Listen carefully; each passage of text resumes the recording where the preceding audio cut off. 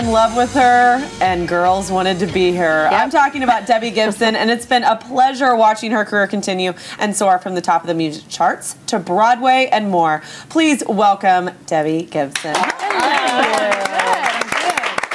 our producer, Stuart, is like, it's like, you're his... He's over the moon excited. You're his everything. Hi, Stuart. I've been dreaming about this all week. Seriously. Hey, you know what, Stuart? It's not only in your dreams.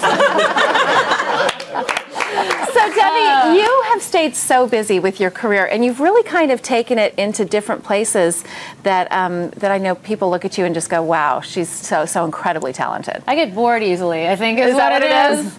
But really, you know, I've always considered myself to be more of a composer than a singer. Singing was always work for me. Like, I remember going into Les Mis on Broadway, and I would be like drilling the music for 3 hours at a time and finding every nuance and the technical aspect of it.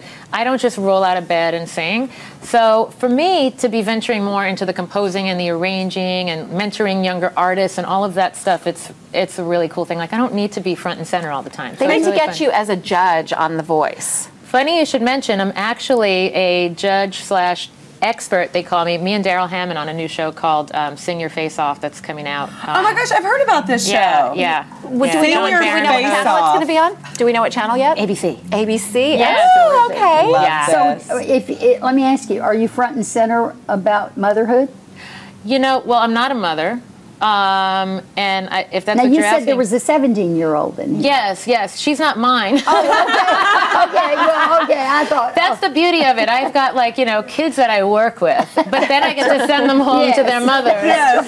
And I joke, so you're their work mom. I joke that I have one big baby boy at home, and that would be my boyfriend. And that's actually enough. That is for like me. having a child. It's enough for me right now. Now, a lot of people, you know, after your big music career, but you went on Broadway, and I think Sandy on Grease. I did Sandy in the West End, and then I did Rizzo here, so I got to play, you know, both. And there's you. Oh my God! Sandy. Look what you guys have. This was in the UK, right? That was in London. What was that like? Oh my God! You're waltzing me down memory lane. That's what we do here at the That broadcast. was as much fun as it looks. You know, I mean, it had to be. It was I didn't go to college, so this was my year abroad. Which this is when you studied abroad. This is when I studied. Yes, I studied Greece abroad. Now, is it exhausting? You know, the artists say a lot that doing a concert, you know, for 1 hour a night or 2 hours a night is one thing, but then doing Broadway where you're just.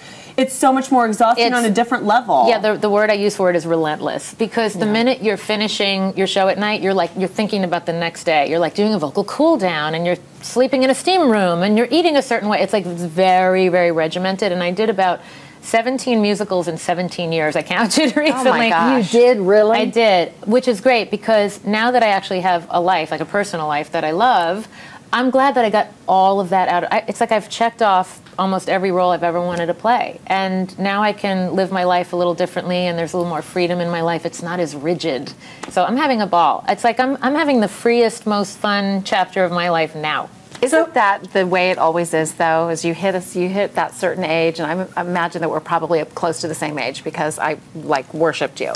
Thank you. But yeah, you hit that point where just everything is good, and you're just accepting of everything. Yes, and you realize you can do things on your own terms. Like when I watch young artists now that are in kind of like the big machine, the Taylor Swifts, and I'm going, oh God, I feel for them because their life is handed to them on a piece of paper, on an itinerary, and they don't have much say in what's going on. And now I realize, you know, like I recently was approached to do a couple of endorsements, and I'm not going to say the products, but they don't. I was like, you know what? That's not a healthy food. That's not a healthy product. I don't want to. You're not doing it for the money. Yeah, I'm not going to contribute to you know, poisoning our children and feeding them because they're giving me a paycheck. Right. And at a certain point in your career, you just do it, you say yes to everything because you're like, I'm promoting a record. I have to be the face of this and the voice of that.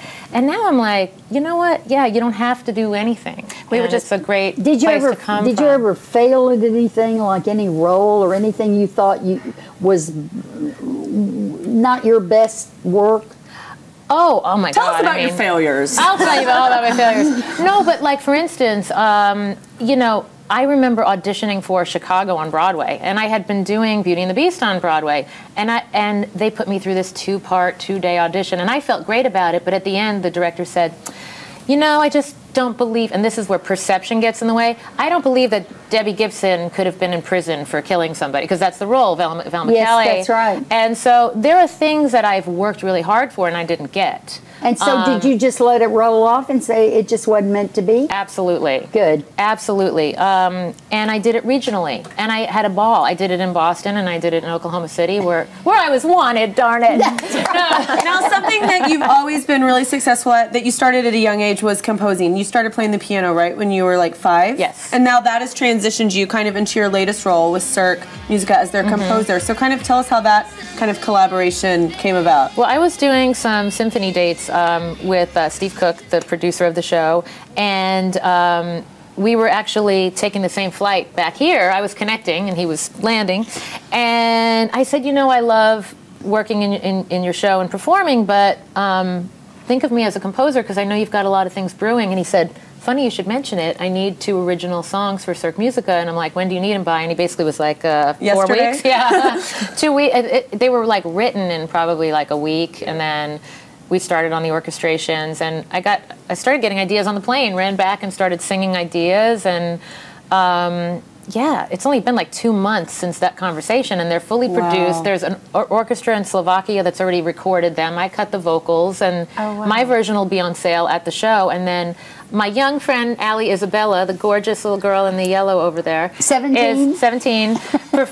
She'll be performing them live. And Steve said to me, you know, can you find the girl that will sing them? And I thought of Allie immediately because I thought, how cool, like I started at that age. And one of the songs in particular is called Bird Song, and it's very much about finding your inner voice, knowing that you can fly, and it's a journey of feeling you can't fly, and it's with the aerial act. So it's almost like beautiful. Yeah, it's almost like the aerial artist is the mirror image, the physical version of what you're hearing. Right. So I just got goosebumps. It's pretty spectacular, and Allie's voice is stunning. Can we talk more about Cirque when we come back? Yeah, we'll of take course. a break and come back and talk Yes. more with Miss Debbie Gibson. I even brought my friend David, the clown, Yay! with me. We literally came here in a clown car. Fantastic. Yes. Okay, you guys, we're going to have more Debbie Gibson, and we're going to talk Cirque Musica.